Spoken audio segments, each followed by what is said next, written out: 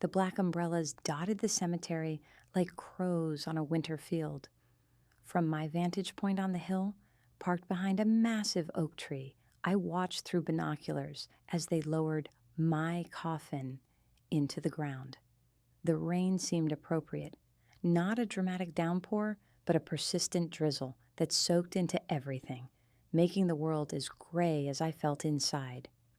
I was supposed to be in that box. Everyone believed I was. Everyone except me. When Merrick finally appeared, he was 20 minutes late to his own wife's funeral. He sauntered toward the grave like he was arriving fashionably late to a dinner party, his posture relaxed beneath his expensive black suit. The minister had already finished speaking. The first handfuls of dirt had already been thrown. And there was my sister Thalia, waiting for him at the edge of the gathering, her honey blonde hair, so similar to mine, tucked beneath a modest black hat with a thin veil that couldn't hide the sharp angles of her face. I watched as his arms slid around her waist, casual and possessive, intimate. Nothing about their body language suggested the appropriate distance between a grieving husband and his wife's sister. Their performance of subdued mourning might have fooled everyone else, but I knew better. I had the financial records, the email exchanges, the carefully documented evidence of their betrayal that spanned years. And in 2 days, when they thought the dust had settled on my grave, I would deliver the shock of their lives. For someone who was technically dead, I was remarkably calm. Death has a way of clarifying things. After years of suspecting, months of investigating, and weeks of planning, watching my own funeral felt almost like an out-of-body experience. In some ways it was. Valencia Halloway was dead. The woman I had been, trusting, naive, desperate to maintain family harmony at all costs. She was the one they had buried. The woman gripping the binoculars so tightly her knuckles turned white, she was someone else entirely. Someone with nothing left to lose and everything to reclaim. My story doesn't begin with the funeral. It begins 3 years earlier, at my 50th birthday party, when I first noticed something had shifted between my husband and my sister. Nothing definitive, just lingering eye contact across the room, inside jokes I wasn't part of. The almost imperceptible way they mirrored each other's movements. Little things that could be dismissed individually but formed a pattern when viewed collectively, like the first tiny fissures in a dam, barely visible until the whole structure suddenly gives way. I was the founder and CEO of Halloway Wellness, a chain of high-end holistic spas that had expanded from one location to 15 over 20 years. What had started as a small passion project after my divorce from my first husband had grown into an empire worth millions. Merrick came into my life when the business was already successful. He was the charming investment advisor who promised to help me expand further, the handsome shoulder I leaned on when the pressures of running the business became overwhelming. 5 years later, he became my second husband. Thalia was my only sister, my only blood relative after our parents died, 7 years younger and infinitely more fragile, or so I thought. After a series of failed careers and relationships, I brought her into the business as my assistant, then promoted her to operations manager when she showed unexpected aptitude. I was so proud of her growth, so relieved to see her finally thriving. I never imagined she was actually learning how to replace me. The morning after my funeral, I sat in my rented apartment 40 miles from the home I'd shared with Merrick, reviewing my plans. My laptop displayed the security camera feed from my country house in the Berkshires, the one property I'd kept solely in my name, a retreat I'd purchased before meeting Merrick, the one asset neither he nor Thalia knew was excluded from the business holdings and my will. The cameras showed no movement yet.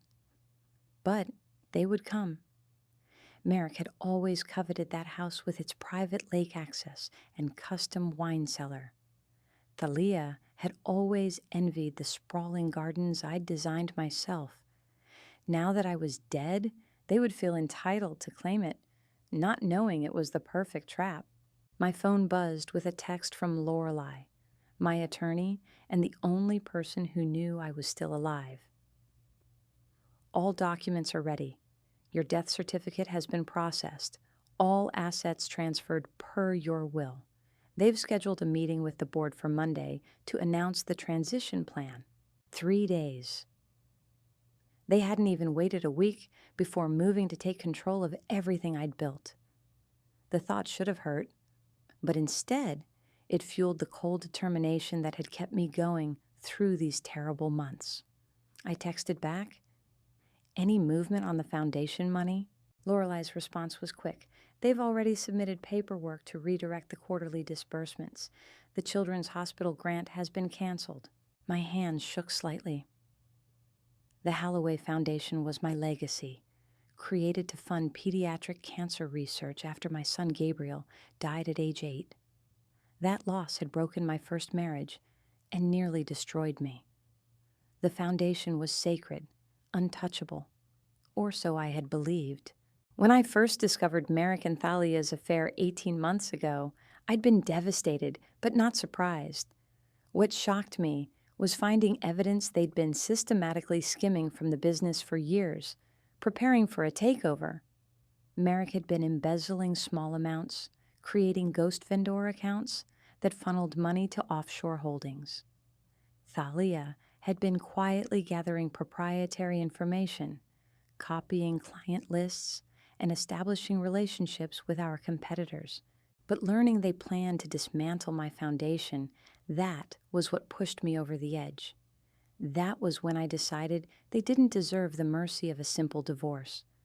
They deserved to experience what I had felt, the shocking loss of everything they thought was secure.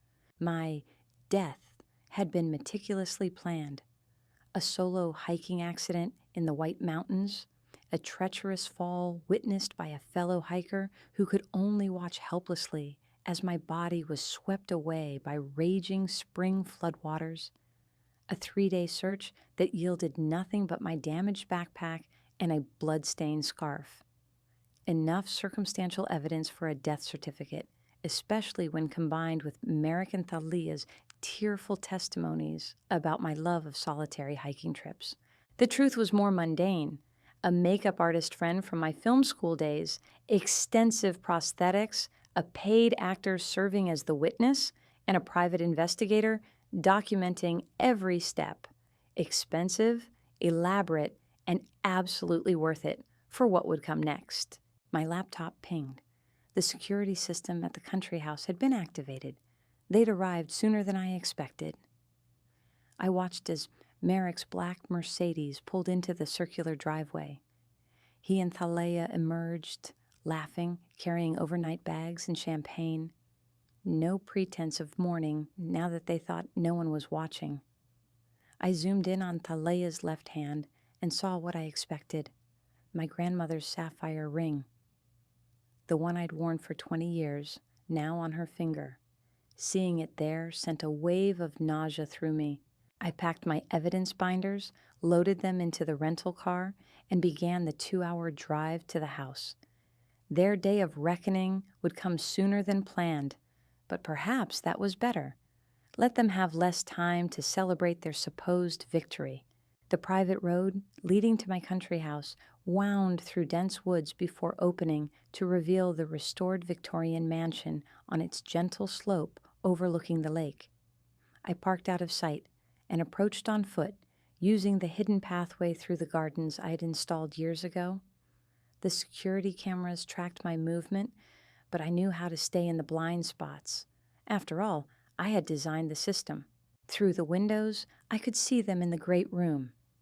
Merrick had built a fire despite the mild spring weather. He always did like to play Lord of the Manor.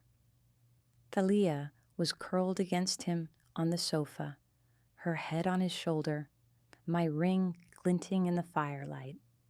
On the coffee table lay papers, legal documents from the look of them. Planning their next move, no doubt. I entered using the cellar door, the old servant's entrance that connected to the kitchen through a back staircase. The house was filled with the smell of the lasagna they'd put in the oven. My recipe, ironically. I stood in the kitchen, listening to their conversation float down the hallway. The board will resist initially, Thalia was saying, but once we present the acquisition offer, they'll see it's the best option.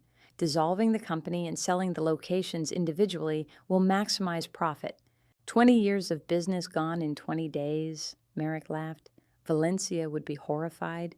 Valencia never had your business acumen, my sister replied. She was too sentimental, too attached to the wellness mission. She couldn't see the golden parachute right in front of her. To us, Merrick said. I heard the clink of glasses. And to Valencia, may she rest in peace, preferably forever. Do you think she suspected? At the end? Thalia's voice had a rare note of uncertainty. If she did, she never said anything. That was Valencia, always avoiding confrontation, always choosing to look the other way rather than face an uncomfortable truth. It made her easy to manage. Their casual cruelty froze me in place for a moment. Was that really how they saw me? As someone to be managed? Someone so conflict avoidant that I would ignore their betrayal rather than confront it? Perhaps that had been true once, but not anymore. I moved silently into the dining room and set down my binders on the table, arranging them carefully. Then I stepped into the doorway of the great room and spoke for the first time. Actually, I suspected for quite a while. The crystal champagne flute slipped from Thalia's hand and shattered on the hardwood floor. Merrick jumped to his feet, his face draining of color so quickly I thought he might faint. For several seconds, neither of them spoke. They stared at me like I was exactly what I was supposed to be, a ghost returned from the grave. That's impossible, Merrick finally whispered. You're dead.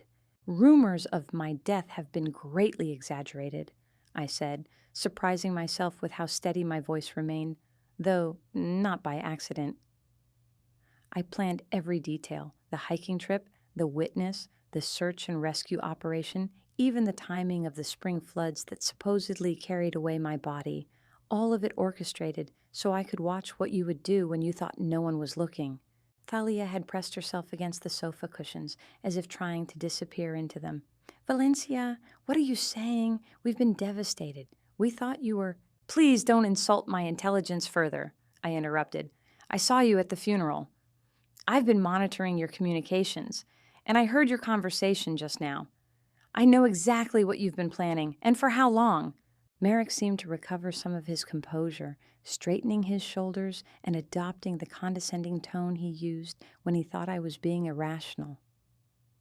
Val, you're clearly unwell. Whatever you think you heard or saw. Quote, let me show you what I know, I said, gesturing toward the dining room. I've prepared a presentation. Confusion flickered across their faces, but they followed me, perhaps too shocked to do otherwise.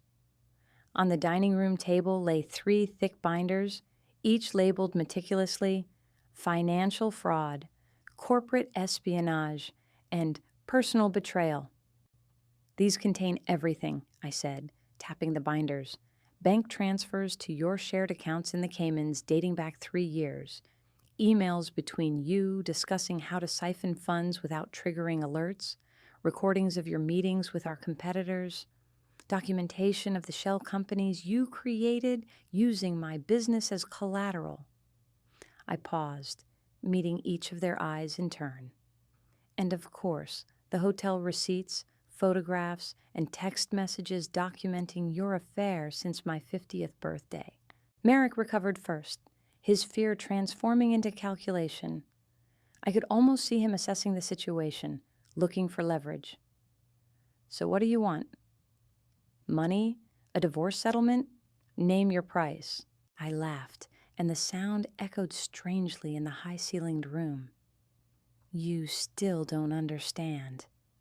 This isn't a negotiation. It's a reckoning. I opened the first binder, and turned it toward them. The authorities already have copies of everything here. The FBI has been investigating your financial crimes for 6 months, with my cooperation, of course. The SEC has a separate investigation into the insider trading Merrick engaged in using information he gained through my company's wellness partnerships with publicly traded corporations. Thalia's face had gone from pale to gray. You're lying. If there were investigations, we would have known. Would you? The same way you thought you knew I was dead? I smiled thinly. You're not the only ones who can keep secrets. The timer on the oven chimed, a jarringly domestic interruption to the tension. None of us moved to silence it. You can't prove any of this, Merrick said, but his voice lacked conviction. He knew how methodical I could be when I set my mind to something. Can't I? Lorelei has been working with me for months, documenting everything. Did you really think she was just my corporate attorney? Before joining my company, she spent 15 years as a federal prosecutor specializing in white-collar crime.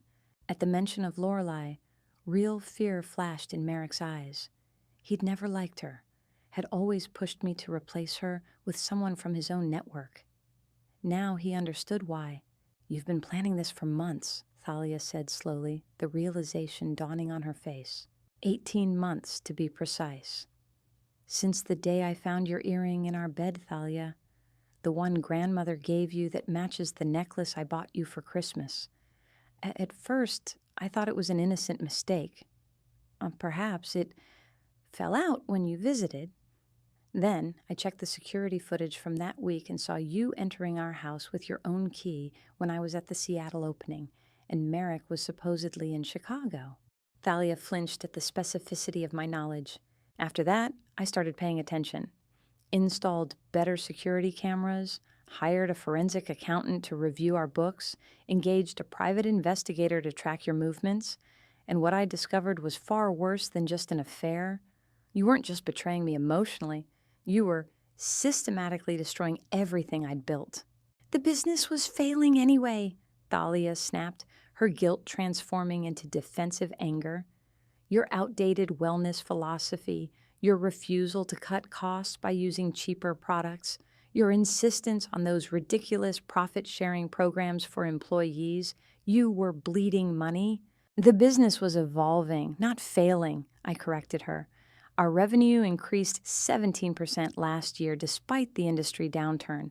Our customer loyalty metrics were the highest in the sector. But you wouldn't know that because you've been doctoring the reports I see for 2 years. Merrick moved toward me, his hands outstretched in what I'm sure he intended as a placating gesture. Val, be reasonable. Whatever you think we've done, there's still a way to resolve this that benefits everyone. We're family. Stop. My voice cracked like a whip. Don't come any closer. He froze, and I saw uncertainty in his eyes for the first time. Good. He needed to understand that the power dynamic had shifted permanently. Here's what happens next, I said, my tone brooking no argument. In about 30 minutes, the FBI will arrive with arrest warrants for both of you. Conspiracy, fraud, embezzlement, wire fraud. The list is quite extensive. You'll be taken into custody and processed. Given the amount of money involved and the premeditation evident in your actions, bail is unlikely. You're bluffing, Merrick said, but his eyes darted to the windows as if expecting to see federal agents already surrounding the house. I pulled out my phone and showed them the text I'd received while driving over. Teams in position. Awaiting your signal. This can't be happening, Thalia whispered. You're supposed to be dead. Yes, that was quite convenient for your plans, wasn't it? My tragic death, leaving you, my only blood relative, to inherit my personal assets, while Merrick, as my husband, claimed his share of the business. The perfect crime. Except for one detail. I'm very much alive. The oven timer was still beeping insistently. The normalcy of it struck me as absurd against the backdrop of this confrontation. I walked to the kitchen and silenced it, then returned to find them exactly where I'd left them, frozen in shock and calculation. Valencia, please. Talia's voice cracked, tears welling in her eyes. I'm your sister. Your only family. Whatever you think we've done. Take off my ring, I interrupted, my voice deadly quiet. She blinked, confusion momentarily replacing her fear. What? Grandmother's ring. The one on your finger. Take it off. Thalia's hand instinctively curled into a fist, protecting the sapphire as if it were her own. Merrick gave it to me. He said you would have wanted me to have it. Did he now? Before or after you helped him try to destroy my foundation? The one created in my dead son's name? The color drained from her face. We weren't going to. I have the paperwork, Thalia. The foundation dissolution documents with your signature as the new controlling board member. Dated yesterday, less than 24 hours after my funeral. That was Merrick's idea, she said quickly, throwing him under the bus without a moment's hesitation. I told him it was too soon, that we should wait. Enough! Merrick shouted, his composure finally cracking. This is ridiculous! Whatever evidence you think you have won't hold up. It's your word against ours, and you've just admitted to faking your own death. A felony, I might add. No court will believe anything you say. I smiled, and it must have been a terrible smile because both of them took an instinctive step back. Actually, faking one's death isn't inherently illegal, though it can involve illegal actions. In my case, I simply went hiking and didn't come home. I never filed any false reports. I never claimed any insurance. I never used a false identity. The authorities were informed of my plan before I executed it, which is why they never charged anyone with filing a false report when the witness to my accident came forward. The calculation in Merrick's eyes intensified. He was looking for an escape route, any leverage he could use. The business, he said suddenly. Your shares were transferred to Thalia upon your death. It's done, legal and binding. They were, I agreed, and when I reappear, very much alive, those transfers will be invalidated. But that's almost irrelevant now because the business assets have been frozen pending the criminal investigation. Neither of you will be able to touch a penny. Thalia suddenly lunged for her purse on the side table, probably reaching for her phone. I was faster, stepping between her and the table. Don't, I warned. You're already facing serious charges. Don't add resisting arrest to the list. You self-righteous bitch, she hissed, her beautiful face contorted with hatred. You always thought you were so much better than me. The successful sister, the devoted mother, the business genius. But you couldn't keep your husband satisfied, could you? He came to me because you were too busy playing CEO to notice him slipping away. The words were designed to wound, to hit me where I was most vulnerable. Once, they would have cut deep. But I'd had 18 months to process this betrayal, 18 months to examine and discard the guilt she was trying to resurrect. Is that the story you tell yourself? I asked quietly. That Merrick turned to you because I neglected him? That's not what his emails to you suggest. In those, he talks quite explicitly about targeting me from the beginning, about how he married me for access to my business and assets, about how he cultivated your cooperation by making you feel special and needed. Her eyes flickered with uncertainty, darting to Merrick for confirmation or denial. He offered neither, his face a mask of controlled panic. Did you never wonder why he waited until after I promoted you to operations manager to start your affair? Why his interest in you coincided perfectly with your increased access to sensitive company information? I shook my head. He was using you, Thalia. The same way he used me. That's a lie, Merrick snapped. Thalia and I love each other. This wasn't about money, wasn't it? Then, why were you already meeting with Veronica Chen from Lux Wellness Group about selling her my proprietary client treatment protocols? Why were you establishing new offshore accounts under only your name, not Thalia's?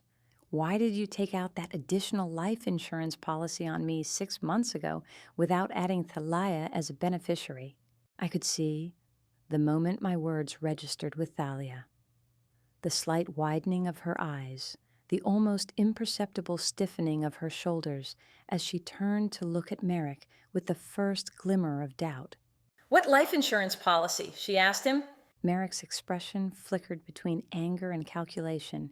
It's standard financial planning. Valencia is making it sound sinister when it was simply prudent estate management. $5 million is hardly standard, I noted, especially for a policy that only pays out in case of accidental death while hiking or climbing. Oddly specific, don't you think? The doubt in Thalia's eyes deepened. You never mentioned any new policy. Because it wasn't important, Merrick snapped, his composure slipping further. Valencia is trying to turn us against each other. Can't you see that? What I see, I said calmly, is that you never intended to share anything with Thalia once I was gone. She was just another tool for you, useful only as long as she gave you what you wanted. Outside, I could hear the distant sound of vehicles approaching. Our time was running out. I loved you both, I said, surprised by the genuine sadness that crept into my voice. You were my family. The only family I had left after Gabriel died, and you threw that away? For what? Money? Power? The thrill of deceiving me? Was any of it worth what you're about to lose? Neither of them answered. Thalia had moved slightly away from Merrick, her arms crossed protectively over her chest. The first cracks in their united front were beginning to show. The authorities will be here any minute, I said. But before they arrive, I want you both to know something. I spent months planning this confrontation, imagining this moment when I would finally expose your betrayal. I thought it would feel triumphant, vindicating. I paused, acknowledging the hollow feeling in my chest. Instead, I just feel sorry for you, because neither of you will ever know what it means to be truly loved and trusted. You'll never understand what you threw away. Save your pity, Merrick snarled. You think you've won? This isn't over. I have resources you don't know about, connections you can't imagine. I smiled sadly. And there it is, still calculating, still looking for angles, even now. You never stop, do you? But your resources have been identified and frozen. Your connections have been informed of your criminal activities. There is no escape hatch this time, Merrick. Red and blue lights flashed through the windows as vehicles pulled into the driveway. The sound of car doors slamming, of footsteps on gravel, filled the sudden silence between us. Thalia began to cry. Quiet, desperate sobs that might have moved me once. Now they seemed as calculated as everything else about her. Merrick's face had hardened into a mask of cold hatred. Enjoy prison? I said softly. I hear the companionship can be quite intense. A sharp knock at the door signaled the end of our conversation. I walked calmly to answer it, leaving them standing in the dining room, surrounded by the evidence of their crimes. As I reached for the doorknob, Merrick shouted something unintelligible and lunged toward me, his face contorted with rage. I stepped aside, a move I'd practiced in self-defense classes after finding evidence of his betrayal, knowing confrontation might eventually become physical. He stumbled past me, off balance, and crashed into the heavy oak door just as it swung open. The federal agent on the other side reacted instantly, catching Merrick and forcing him to the ground, shouting commands as more agents streamed into the house. Thalia screamed, a piercing sound that shattered the methodical chaos of the agents securing the scene. She clutched her chest and collapsed onto the sofa, gasping for breath, her face alarmingly pale. One of the agents rushed to her side, calling for medical assistance. Heart attack, panic attack, I couldn't tell which, but the emergency medical team that arrived with the FB, I immediately began treating her. I stood in the entryway, watching the scene unfold with a strange sense of detachment. Merrick in handcuffs, being read his rights. Thalia on a stretcher, oxygen mask over her face, my grandmother's ring still gleaming on her finger. federal agents carefully collecting the binders from the dining room table, documenting everything. This moment that I had planned for so meticulously now felt like something happening to someone else. Agent Castellano, the lead investigator I'd been working with for months, approached me with a grim smile. "Just as you predicted, Mrs. Halloway." They came straight to the house. "Yes," I said, watching as the paramedics wheeled Talia toward the waiting ambulance. My sister always coveted this place. It was the one thing I had that she couldn't replicate in her own life. "We'll need you to come to the field office to give a formal statement," he said. "But everything else is proceeding according to plan. The arrest warrants, the asset seizures, the documentation, it's all being executed simultaneously. By morning, this will be national news." I nodded, still watching as they loaded Thalia into the ambulance. Merrick was already in the back of a federal vehicle, his face a mask of cold fury visible through the window. Our eyes met for a moment before the car pulled away. I felt nothing. Not satisfaction, not relief, not even anger anymore. Just a profound emptiness where those emotions should have been. "Are you all right, Mrs. Halloway?" Agent Castellano asked, noticing my expression. "I'm not sure," I answered honestly. "I've been focused on this moment for so long, I never really thought about what comes after." "Justice comes after," he said firmly, "and rebuilding. You've lost a lot, but you've prevented them from taking everything." I thought about that as I followed him to his car. Justice. Rebuilding. Both seemed like distant abstract concepts compared to the visceral reality of watching my husband and sister being taken away in handcuffs and on stretchers. The family I thought I had was gone, had never truly existed perhaps. What remained was uncharted territory. The next week passed in a blur of statements, interviews, and legal proceedings. The story broke nationally exactly as Agent Castellano had predicted. Wellness queen rises from the dead to catch embezzling husband and sister, read one particularly dramatic headline. My carefully maintained privacy was shattered as reporters camped outside my properties and business locations, hungry for details of the scandal. Thalia had indeed suffered a panic attack, not a heart attack, and was processed and charged once medically cleared. Merrick remained coldly defiant, refusing to speak even to his attorney except to maintain his innocence, despite the mountain of evidence against him. The criminal complaints against them detailed over $11 million in embezzled funds, plus the attempted theft of proprietary business information worth many times that amount. I returned to the corporate headquarters of Halloway Wellness on a Monday morning, 2 weeks after my funeral. The shocked expressions of employees who had attended my memorial service were almost comical. Some cried, some applauded, many simply stared in disbelief as I walked through the familiar hallways to my office, Lorelei at my side fielding questions and managing the chaos. "We'll hold a full staff meeting at noon," she announced to the gathering crowd.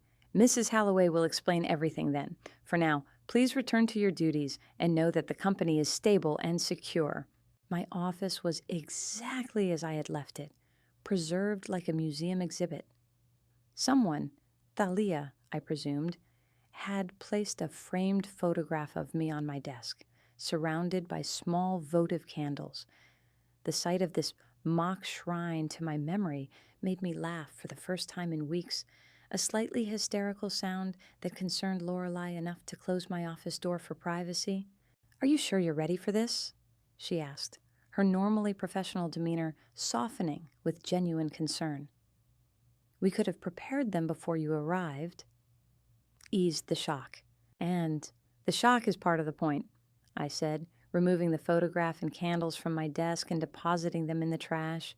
"Everyone needs to understand that nothing about this company has changed except the removal of the people who were trying to destroy it. The board wants to meet with you before the staff meeting. They have concerns. I'm sure they do. Their chairman was just arrested for fraud. Schedule them for 10:30. That gives me an hour to review my emails and get oriented. Lorelei nodded and left me alone in my office, the familiar space now feeling strangely foreign. I ran my hand over the smooth surface of my desk, reconnecting with the physical reality of my life before everything imploded. My computer was still there. Though I knew Thalia and Merrick had accessed it extensively, I would need new security protocols, new passwords, new everything. As I sat in my ergonomic chair, the weight of what had happened, what I had done, finally began to settle on me. I had faked my death, orchestrated a complex sting operation, and sent my husband and sister to prison. The Valencia Holloway, who had occupied this office 18 months ago, would never have believed herself capable of such actions. She had been trusting to a fault, conflict avoidant, always seeking harmony, even at personal cost. That woman was indeed dead, replaced by someone harder, colder, and infinitely more clear-eyed about the world. The board meeting was tense but productive. These were intelligent business people who recognized which side of this scandal offered the better prospects for survival. They accepted my return with minimal questions about the deception itself, focusing instead on the company's path forward and the damage control needed with clients, partners, and the press. The media narrative is actually working in our favor, reported Darius Montgomery, our head of public relations. You're being portrayed as a wronged heroine who went to extraordinary lengths to expose corruption. The public loves it. Client cancellations have been minimal, and we've actually seen a 20% uptick in new bookings since the story broke. People are morbidly fascinated, added Elena Winters, our chief marketing officer. They want to experience the Valencia Holloway Wellness Experience now that you're a household name. We should consider a special promotional campaign to capitalize on the attention while maintaining the integrity of our brand. I nodded, making notes. Draft something tasteful. Nothing that directly references the scandal, but perhaps emphasizing themes of renewal, resilience, and rebirth. Those resonate with our core wellness message while subtly acknowledging recent events. The board members exchanged glances, clearly surprised by my businesslike approach. They had perhaps expected me to be emotionally fragile, hesitant to engage with the publicity surrounding my personal trauma. Instead, they found me calm, focused, and strategic, transformed by the very crucible that might have destroyed someone else. The staff meeting that followed was more emotional.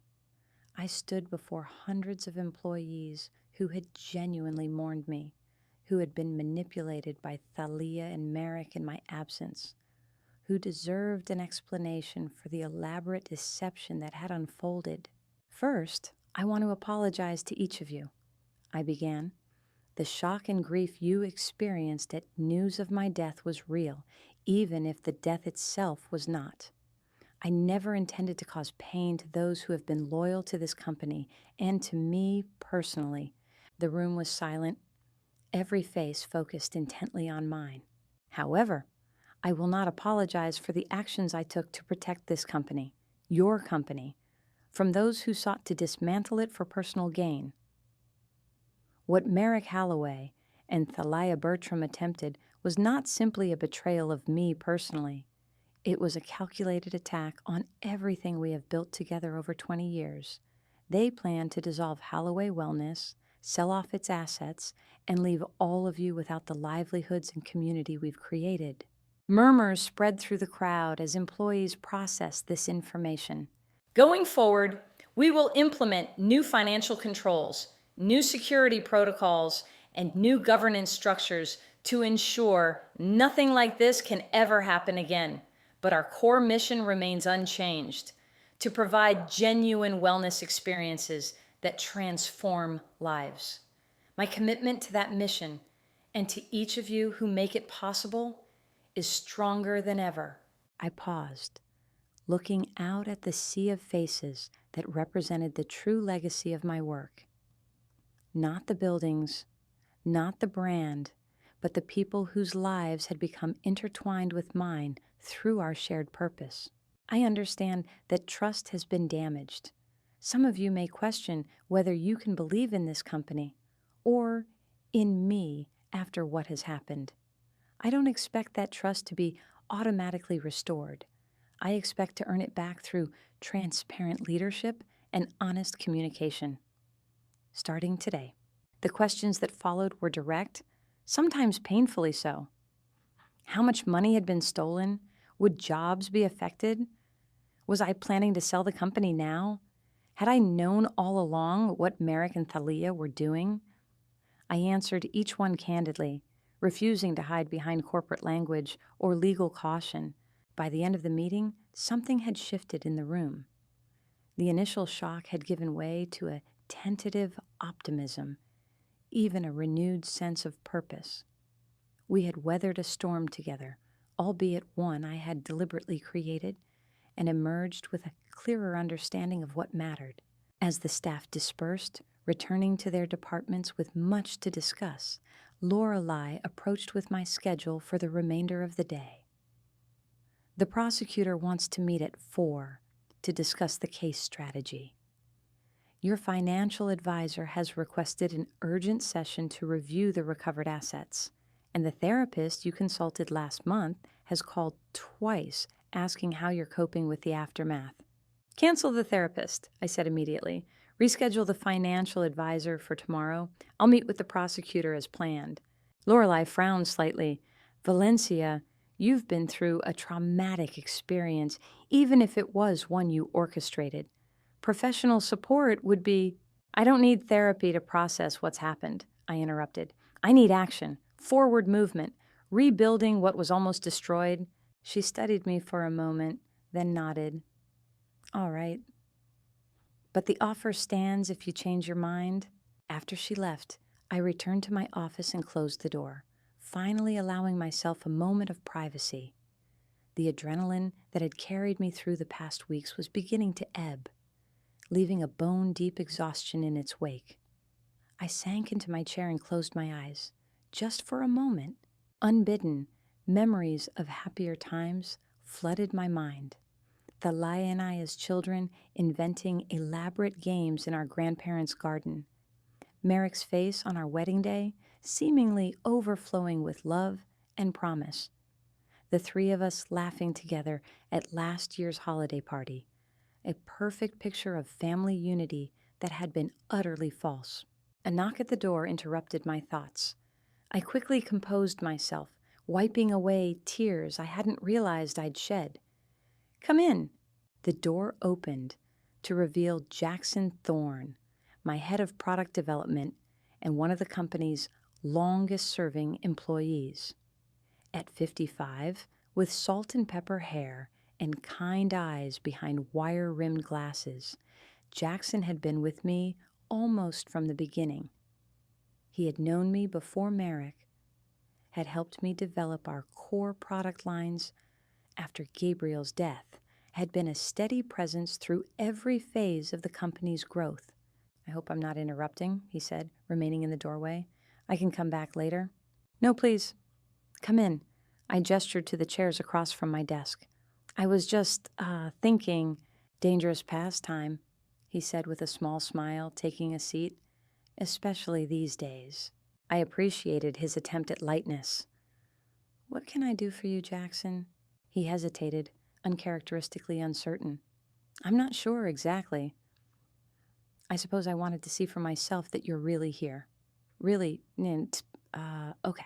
The simple humanity of his concern touched me in a way the day's more formal interactions had not. I'm here, I confirmed. As for okay, I'm working on it. He nodded, studying me with the careful attention he usually reserved for product formulations. For what it's worth, I never believed the accident story. Not really. It didn't fit the Valencia Holloway I've known for 18 years. What do you mean? You're meticulous, prepared. You don't take unnecessary risks. The idea of you hiking alone in dangerous conditions during the spring thaw, it never made sense to me. I smiled faintly. Yet you didn't say anything. To whom? Merrick? Thalia? By the time the news broke, they were already changing things, restructuring departments, talking about new directions before you were even in the ground. He shook his head. Something wasn't right, but I had no proof, no authority to challenge them. I'm sorry you were put in that position, I said sincerely. Everyone was. It wasn't fair. Life rarely is. He leaned forward, his expression earnest. What matters is what we do with the unfairness. And what you did, it was extraordinary, terrifying, and possibly slightly insane, but extraordinary. A surprised laugh escaped me. That might be the most accurate assessment I've heard yet. The staff is with you, Valencia. Every single one of them. What Merrick and Thalia planned would have destroyed more than just a business. It would have destroyed a community. They never understood that Holloway Wellness isn't just about profit margins and market share. It's about the people, the employees, the clients, everyone whose lives are better because of what you built. His words eased something tight and painful in my chest. Thank you, Jackson. I needed to hear that today. He stood to leave, then paused. One more thing. Whatever happens with the legal proceedings, whatever stories circulate in the press, remember that your legacy isn't defined by this chapter. It's defined by 2 decades of positive impact that no scandal can erase. After he left, I sat in the gathering dusk of my office, turning his words over in my mind. Legacy, impact, community. These were the things that had always mattered to me, the driving forces behind every business decision. Somewhere along the way, while building my company and my marriage, I had lost sight of my own worth, separate from those relationships. I had allowed Merrick and Thalia to make me question my judgment, my instincts, even my sanity, as they gaslighted me about their betrayal. Never again, I promised myself. Never again would I doubt my own perceptions to preserve someone else's narrative. Never again would I sacrifice my boundaries for the illusion of harmony. The Valencia Holloway, who returned from the dead, was not the same woman who had died. She was stronger, clearer, and uncompromising in her determination to protect what mattered. The criminal trials of Merrick Holloway and Thalia Bertram became media sensations, generating headlines for months. Both maintained their innocence initially, their lawyers fighting vigorously against the mountain of evidence. Thalia cracked first, accepting a plea deal in exchange for testifying against Merrick. Her tearful courtroom confession, describing how Merrick had seduced and manipulated her into betraying her only sister, painted her as another victim rather than a willing conspirator. I watched the proceedings with detached interest, attending only when required to testify. The woman sobbing on the witness stand, claiming to have been blinded by love and misplaced loyalty, was a stranger to me now. Whatever genuine sisterly bond we might once have shared had been severed long before I discovered her betrayal. Her performance, and it was a performance carefully calibrated to elicit sympathy from the jury, generated the desired effect. She received a reduced sentence of 3 years with the possibility of parole after 18 months. Merrick's trial was more contentious. Without Thalia's cooperation, he might have maintained plausible deniability about some aspects of the embezzlement. With her testimony and the documentation I had collected, his conviction was virtually assured. His defense strategy shifted from denial to justification, claiming that the funds he diverted were compensation for his unrecognized contributions to the company's success, that our marriage had been a business arrangement from the beginning, that I had known about and tacitly approved his relationship with Thalia to maintain family harmony.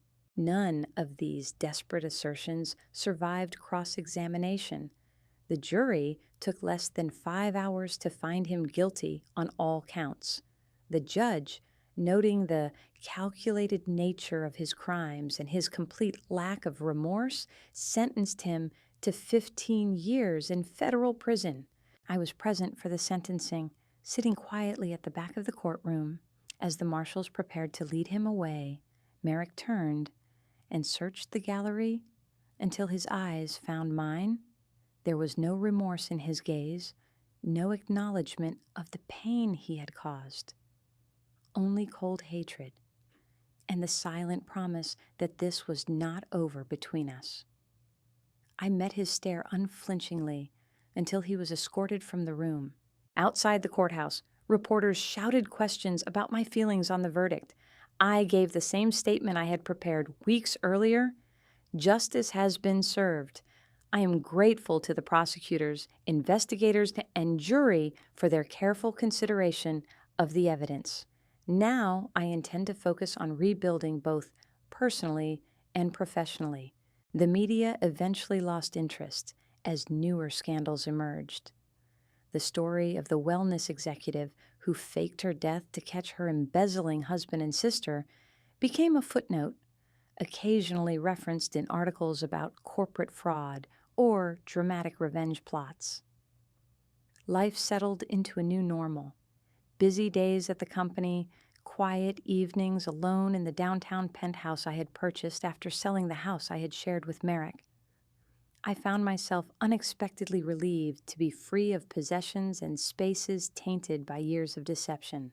6 months after the sentencing, I received a letter from Thalia.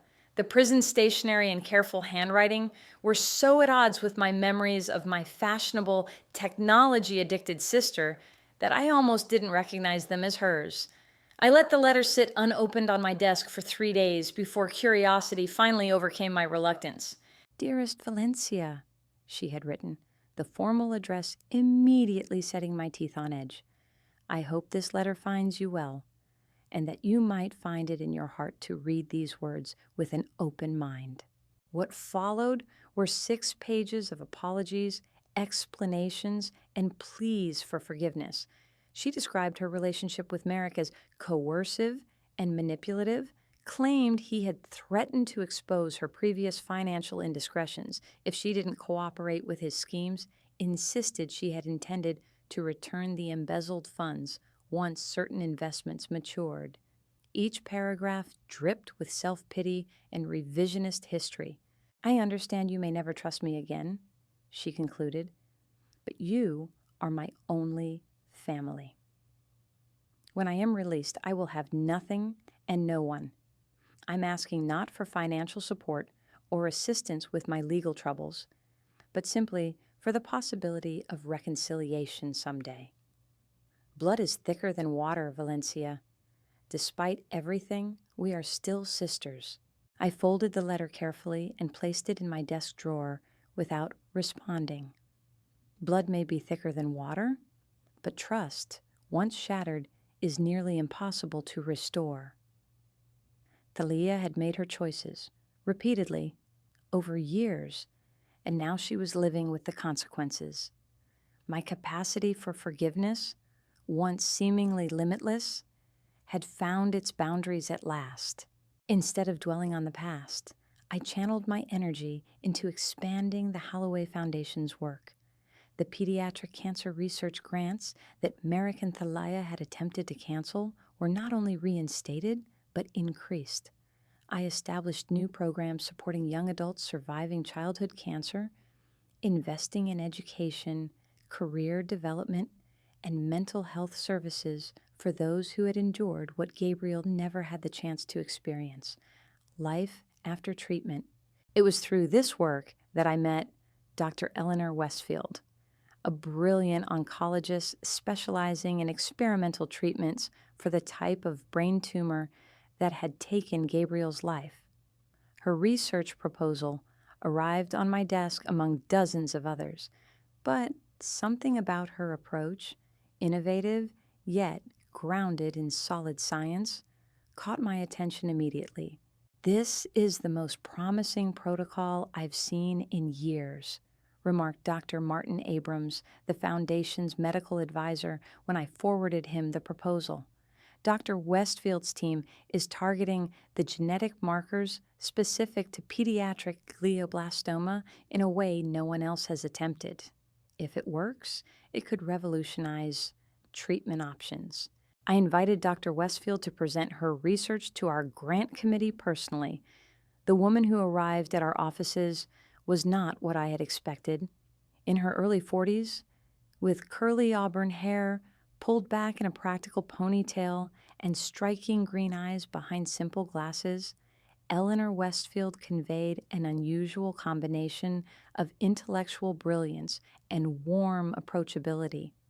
Her presentation was technical, yet clear, passionate, yet precise. The survival rates for pediatric glioblastoma haven't improved significantly in 20 years, she explained, her hands moving expressively as she walked us through complex slides. While other childhood cancers have seen breakthrough treatments, this particular type remains stubbornly resistant to conventional approaches. I found myself leaning forward, engaged not just by the content of her presentation, but by the person delivering it. She spoke about the children in her care with genuine emotion, yet maintained the scientific rigor necessary for groundbreaking research. Our preliminary results in mouse models show tumor regression in 73% of cases, she continued. With proper funding, we could move to human trials within 18 months. The committee peppered her with questions about methodology, potential side effects, and long-term outcomes. She answered each one thoughtfully, never overstating her findings or making promises she couldn't keep. By the time the presentation ended, the decision to fund her research was practically unanimous. We'd like to offer you full funding for the next 3 years, I told her as we walked toward the elevator afterward, with an option to renew based on progress reports. Her face lit up with genuine surprise and delight. That's extraordinary. Most foundations fund 1 year at a time. The continuity this provides will accelerate our work tremendously. The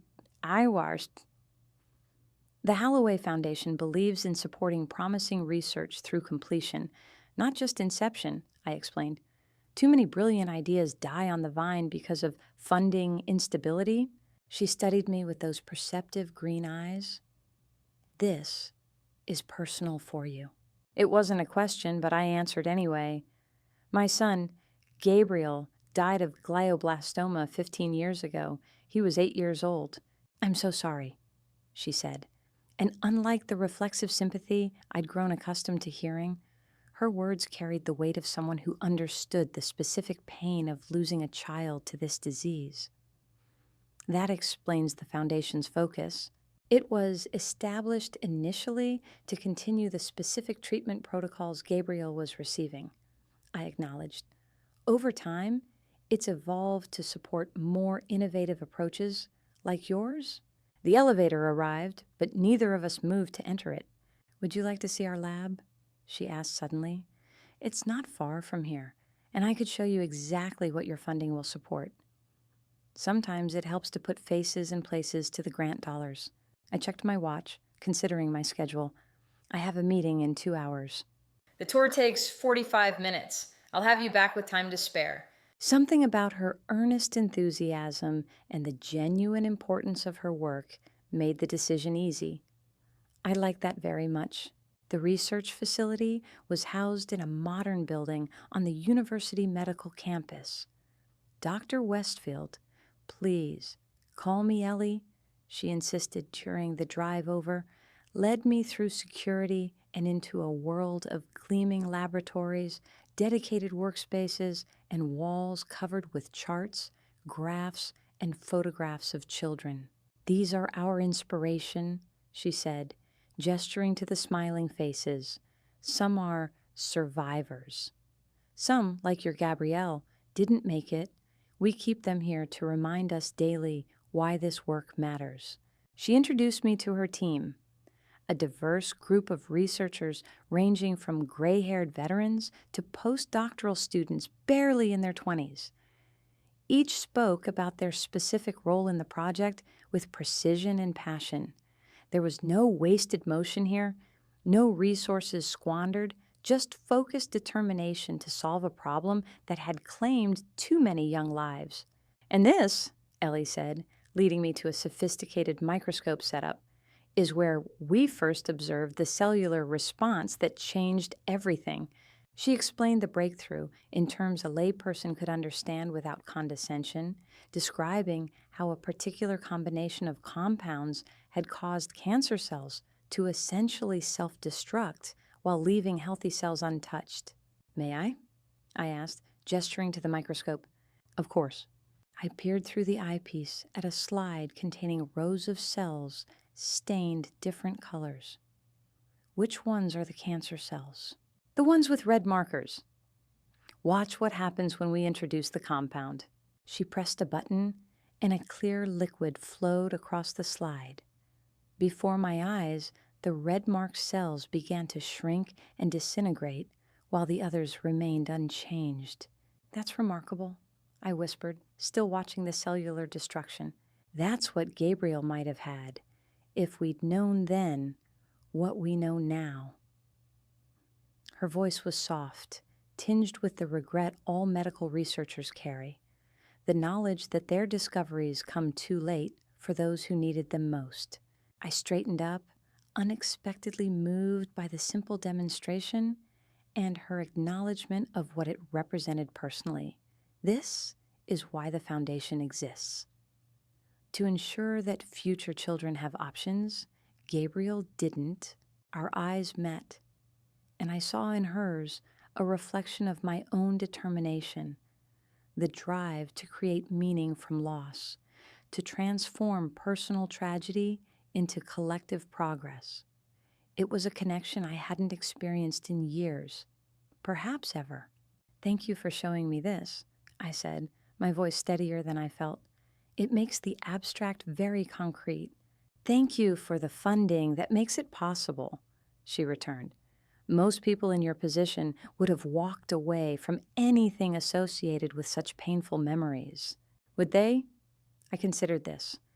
I found that embracing the pain, channeling it into something constructive, is the only way to keep moving forward. She nodded, understanding immediately. Exactly. That's what drives everyone here. Not just professional curiosity, but personal conviction. We talked for another hour, moving from the specifics of her research to broader topics: the state of cancer research funding, the challenges of balancing scientific rigor with the urgency of treating dying children, the emotional toll of working in a field where success and failure were measured in human lives. By the time I returned to my office, I was half an hour late for my meeting and completely unapologetic about it. Something about that laboratory visit had reconnected me to the purpose that had been temporarily obscured by the drama of Merrick and Thalia's betrayal and its aftermath. Here was work that mattered, people who were changing the world in tangible ways, a mission worthy of support and attention. I found myself thinking about Ellie Westfield in the days that followed, her intelligence, her compassion, the way she had built a team as dedicated as she was. When an invitation arrived for a fundraising gala benefiting the university's medical research programs, I accepted without hesitation, knowing she would likely attend. The evening of the gala, I found myself spending more time than usual preparing. I chose a midnight blue gown that complemented my silver-streaked blonde hair, now worn in a sophisticated bob, rather than the longer style Merrick had preferred. Simple diamond earrings, comfortable yet elegant heels, and subtle makeup completed the look. I was not dating, had no interest in romantic entanglements after the catastrophe of my marriage, but found myself concerned with making a good impression nonetheless. Ellie was indeed at the gala, stunning in a deep green dress that matched her eyes, her usual ponytail replaced by an elegant updo that softened her features. She was deep in conversation with university administrators when I arrived, but spotted me almost immediately, her face lighting up with genuine pleasure. "Valencia?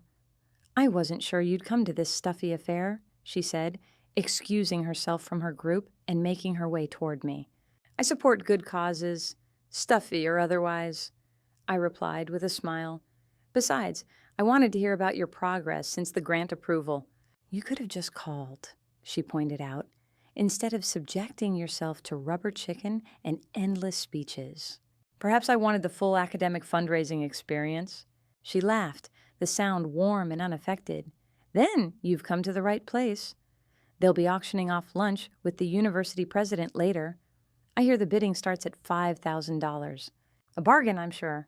We found ourselves sitting together during dinner, conversation flowing easily between scientific updates and more personal topics. I learned that Ellie had lost her younger brother to leukemia when she was 12, sparking her interest in oncology, that she had been married briefly in medical school, but her dedication to her work had contributed to the relationship's demise, that she played classical piano to relax and had a rescue greyhound named Einstein who accompanied her on morning runs. In turn, I shared selective pieces of my own story, my early career in marketing before founding Halloway Wellness, Gabriel's battle with cancer, the growth of the foundation alongside the business. I did not mention Merrick or Thalia, though I was certain Ellie knew about the scandal from the news coverage. She was tactful enough not to ask. "Will you be attending the American Cancer Society conference next month?" she asked, as dessert was served. "I'm presenting our preliminary findings there." "I hadn't planned to," I admitted, "but I'd be interested in hearing your presentation. You should come. There's a foundation leadership track that might interest you as well."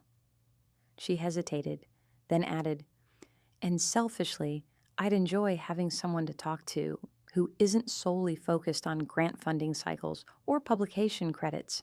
The invitation was purely professional, yet something in her tone suggested she too had enjoyed our conversation beyond its practical value.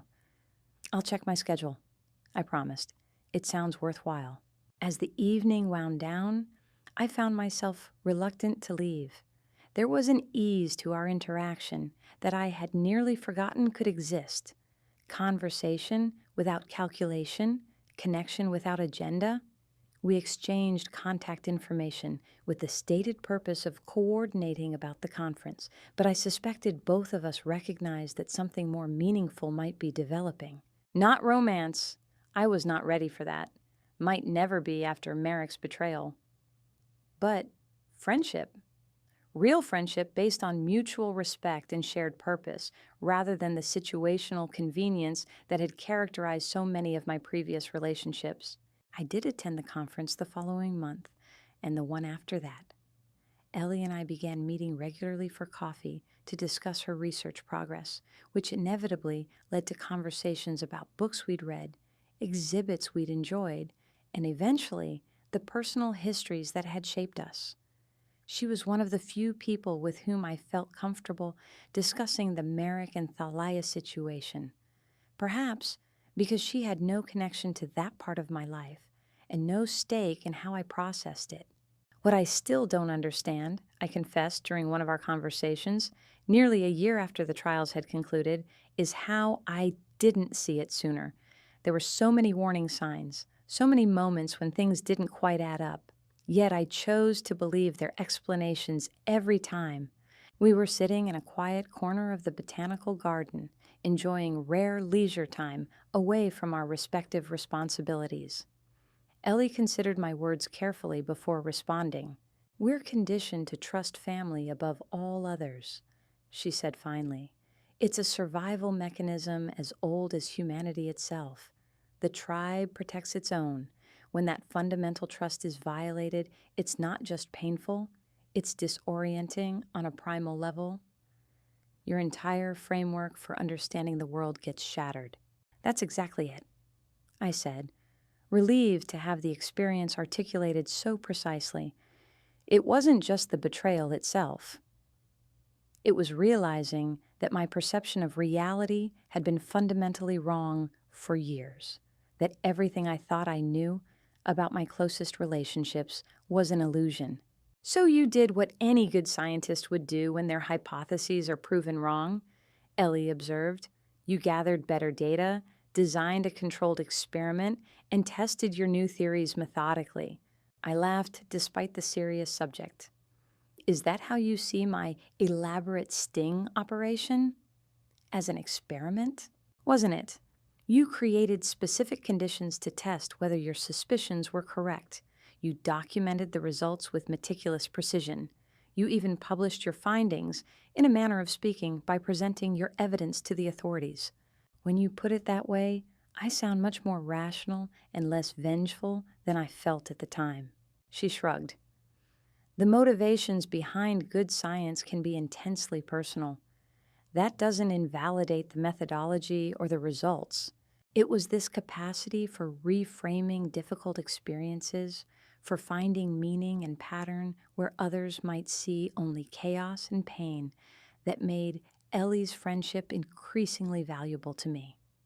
She understood both the emotional and intellectual dimensions of trauma, the ways in which we construct narratives to make sense of our experiences. As spring turned to summer, our professional collaboration expanded. The Holloway Foundation increased its funding for Ellie's research based on promising preliminary results. I joined the advisory board for her department at the university.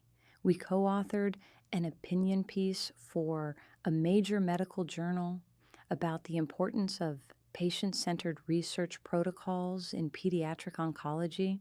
In August, I invited Ellie to join me at the country house in the Berkshires for a weekend retreat. The property held complicated memories.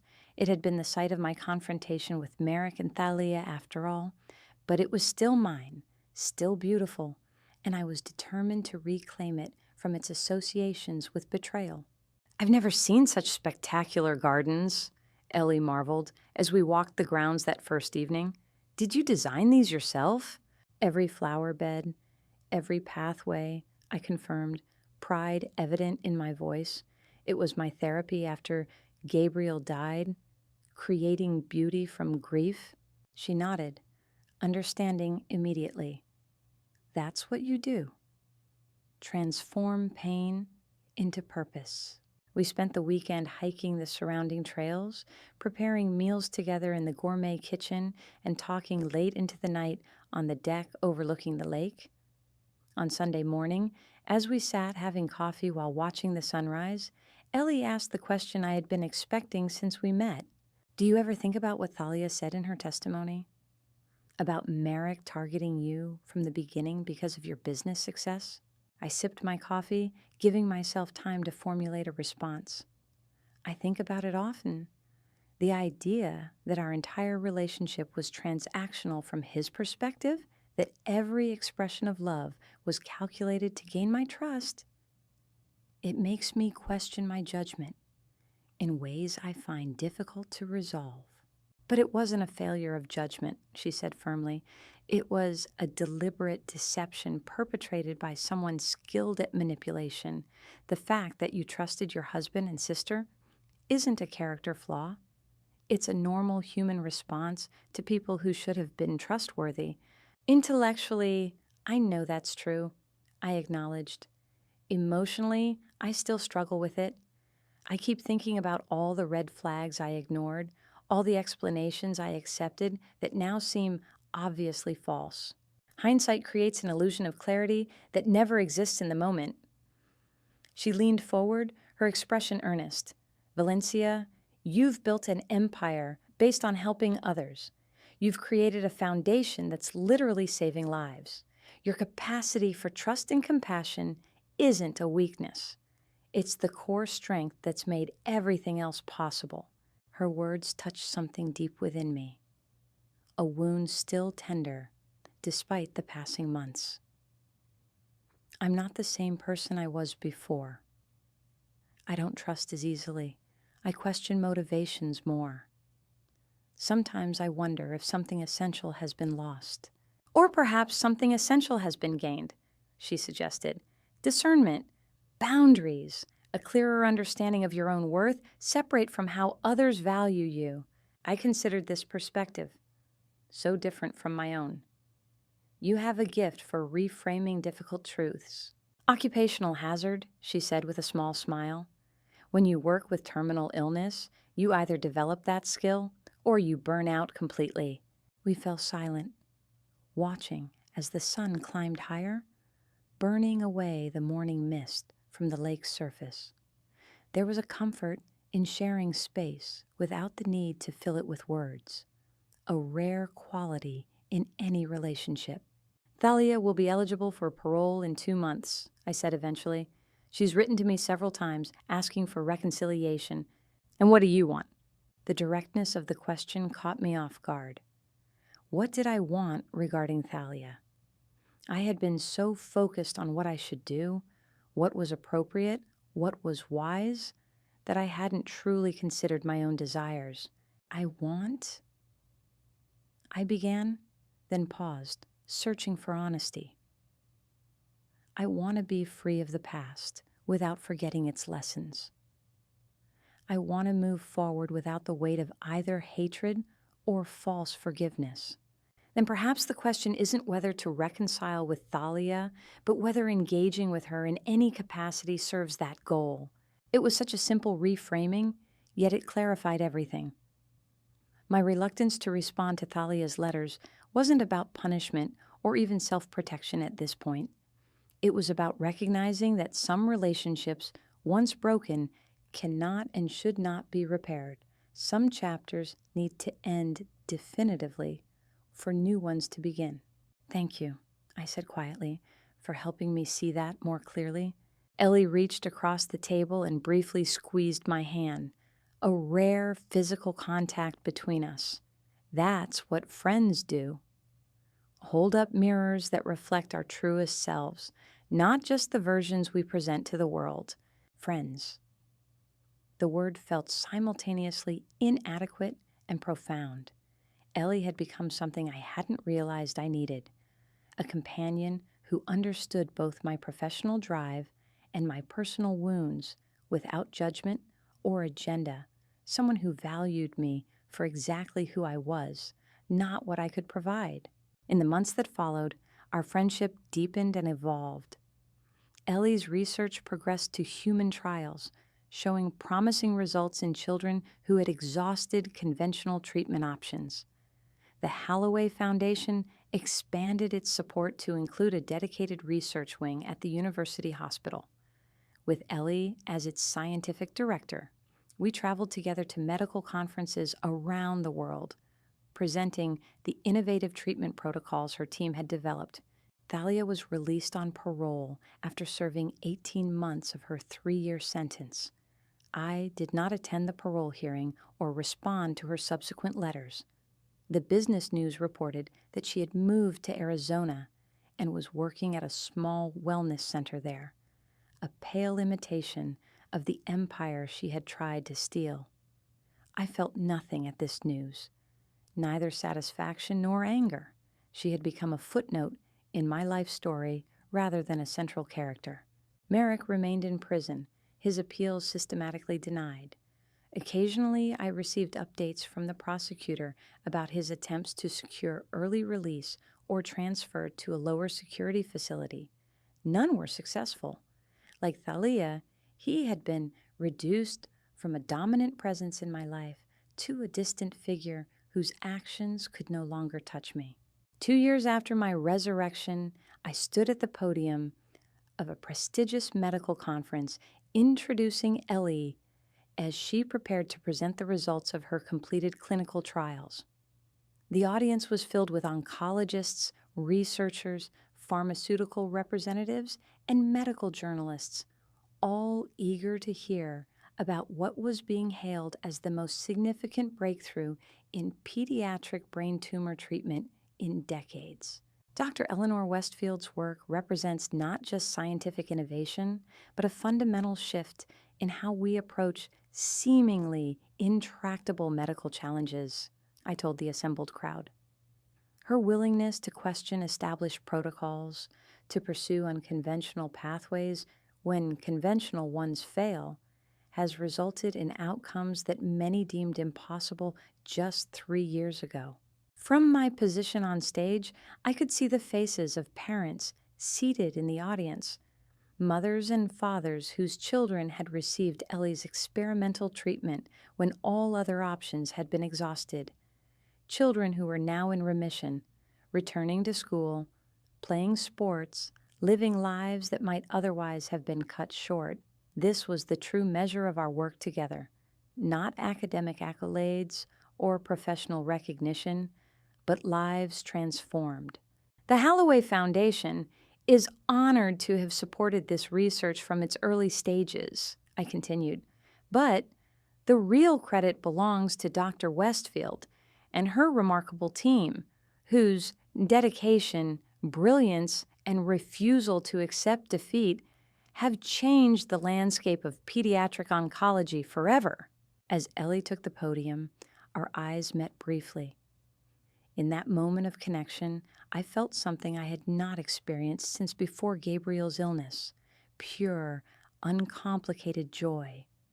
Not happiness dependent on external circumstances or others' approval, but a deep wellspring of contentment born from living authentically and purposefully. Later that evening, as we celebrated with her research team at a restaurant near the conference center, Ellie raised her glass in a toast. "To Valencia Halloway," she said, her voice carrying above the ambient noise, without whom none of this would have been possible. "To Dr. Westfield," I countered, raising my own glass, "the true hero of this story." She shook her head, smiling but serious. "There are children alive today who would not be without your foundation's support. Parents who still have their sons and daughters because you chose to transform your greatest loss into their salvation. If that's not heroism, I don't know what is." The team joined in the toast, their enthusiasm infectious. As the celebration continued around us, Ellie leaned closer to speak privately. "I've been offered a position at Memorial Sloan Kettering," she said, Director of Pediatric Neuro-Oncology Research. It would mean relocating to New York. My heart constricted unexpectedly. "That's an extraordinary opportunity. When would you start?" "I haven't accepted yet," she replied, watching me carefully. "It would mean leaving the research center we've built together, changing the nature of our collaboration. But advancing your work on a larger stage," I pointed out, "with greater resources and reach, yes." She hesitated, then added, "I wanted to discuss it with you before making a decision. Your partnership in this work has become important to me, more than professionally. The admission hung between us, opening possibilities I had not allowed myself to consider. Ellie had become essential to my life in ways that transcended our working relationship. A confidant, a challenger of my assumptions, a source of both intellectual stimulation and emotional support. The prospect of her moving, of our daily interactions becoming occasional visits, created an unexpected hollow feeling. What if the Halloway Foundation established a presence in New York? I heard myself saying, a satellite office focused on expanding our pediatric research initiatives nationally. It would provide a legitimate business reason for regular collaboration. Hope flickered in her eyes. That would be an elegant solution, but a significant commitment for the foundation. One well justified by the results your work has already produced, I said firmly. Besides, I've been considering expanding our footprint beyond Boston for some time. This provides the perfect opportunity. What I didn't say, couldn't quite articulate even to myself, was that the prospect of maintaining our connection had become more important than geographical convenience or organizational structure, that Ellie had become a fixed point in my reconstructed life, someone whose presence I was not willing to relinquish without exploration of alternatives. Then I'll accept the position, she said, relief evident in her voice. Knowing our work together will continue in some form. 3 months later, I stood in my newly purchased Manhattan apartment, unpacking boxes, while the autumn sun streamed through floor-to-ceiling windows overlooking Central Park. The decision to relocate personally, rather than just establish a foundation office in New York, had evolved naturally as plans progressed. Holloway Wellness was thriving under the leadership team I had built after Merrick and Thalia's removal. My presence was no longer required for daily operations, allowing me the freedom to focus on foundation work and strategic initiatives. My phone rang, Ellie calling to confirm our dinner plans that evening to celebrate her first week at Memorial Sloan Kettering. As we talked, I moved to the window, gazing out at the park's vibrant fall colors. In the distance, I could just make out the hospital complex where she now worked, where children were receiving treatments developed in her laboratory, treatments funded by my foundation. We had created something meaningful together, not just professionally, but personally. A relationship built on mutual respect and genuine caring rather than exploitation or manipulation, a partnership of equals, each bringing unique strengths to shared goals. I had not faked my death seeking this outcome. That desperate gambit had been born of betrayal and the determination to protect what I had built from those who sought to destroy it. Yet from those ashes, something unexpected had emerged. Not just professional triumph, but personal rebirth. Valencia Holloway had indeed died that day in the mountains. The woman who returned, the woman now looking out over Central Park with plans to meet her closest friend for dinner, was someone new, someone stronger, wiser, and more discerning about where to invest her trust and her heart. The woman in the rental car watching her own funeral had been consumed by righteous anger and the determination to expose betrayal. The woman unpacking books in a Manhattan apartment was driven by something entirely different, the desire to create, to heal, to build connections that enriched rather than diminished. It was not the life I had planned or expected. It was something altogether more authentic and fulfilling, a life reclaimed from those who had tried to steal it, then rebuilt according to my own design rather than others' expectations.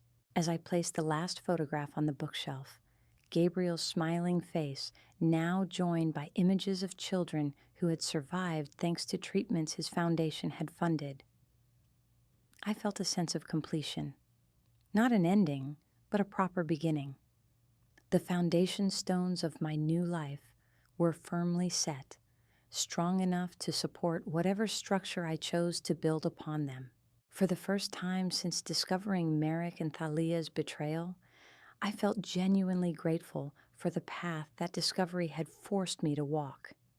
Without that painful awakening, I might never have found the courage to demand more from others, certainly, but more importantly, from myself. I might never have discovered what I was truly capable of, both in darkness and in light. The woman who drove to the country house to confront her traitorous husband and sister had sought justice. The woman preparing to meet Ellie for dinner had found something far more precious: the freedom to define her own worth, independent of others' validation or betrayal. And in that freedom lay a power no one could ever take away again.